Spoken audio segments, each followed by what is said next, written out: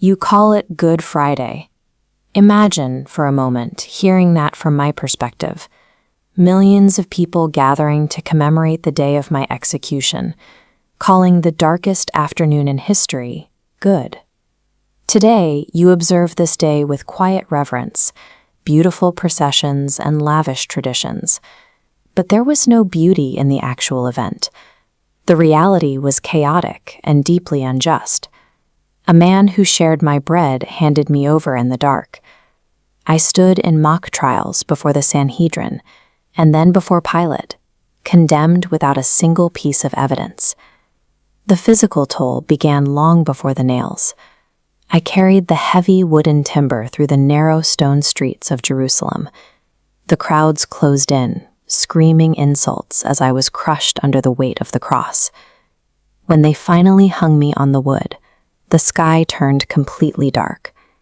My closest friends scattered in fear. I felt the absolute terror of total isolation. So why do you look back at an afternoon of absolute defeat, staggering injustice and cruelty, and call it good? In Old English, good meant holy, or God's. It was the day of payment. Human transgressions created an impassable chasm between humanity and the divine. A debt of justice was owed. I made a deliberate choice to step into that void. I became the direct line across the chasm.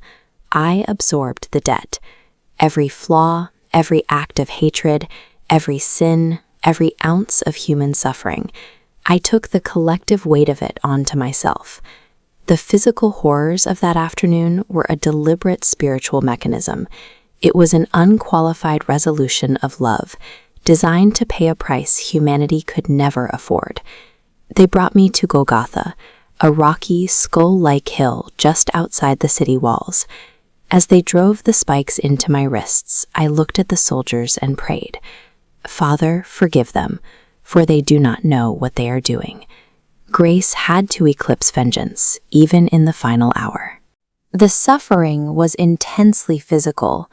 My body was broken, drained, and eventually wrapped in cloth, leaving a faint mark on history to validate the pain. Then I spoke my final word, tetelestai, in Greek, an accounting term. It translates to, "It is finished." The debt was paid in full. The moment I surrendered my spirit, the massive temple curtain ripped violently from top to bottom. The barrier separating humanity from God was destroyed. With that single breath, a Roman instrument of torture became history's ultimate bridge of grace. That is why the day is called good. Divine love took humanity's most brutal attempt at destruction and used it to secure your salvation, turning a site of execution into an enduring monument of faith.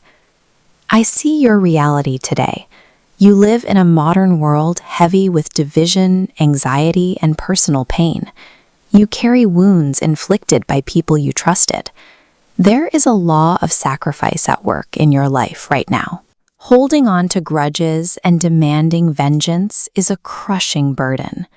When you choose to forgive, just as I forgave my executioners, you step into true freedom. The sorrow and the shadow of that Friday were only temporary. They were strictly the necessary payment. The story does not end in the tomb. If Friday is about the debt, Sunday is about the victory. The light is coming. Because of the agonizing price I paid on that Good Friday, you are eternally loved. You are completely forgiven, and you will never walk alone.